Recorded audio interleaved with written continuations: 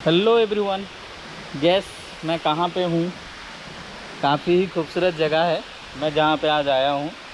थोड़ी देर में दिखाऊंगा, बट मैं चाहता हूँ कि आप गैस करिए कहाँ पे मैं पहुँचा हूँ।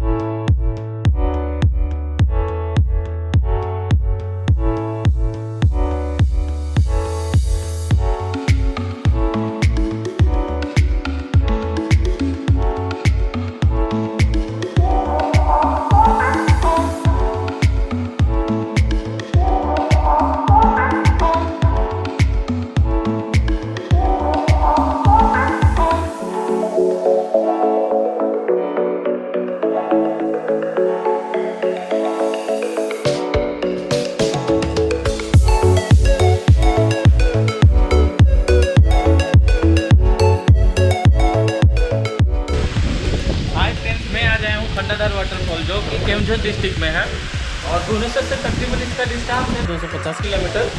और केओंझर से जो वाटरफॉल है खंडाधर वाटरफॉल, इसका डिस्टेंस है तकरीबन 55 किलोमीटर। बहुत ही ज़्यादा खूबसूरत है, मैं तो बहुत ज़्यादा एंजॉय कर रहा हूँ।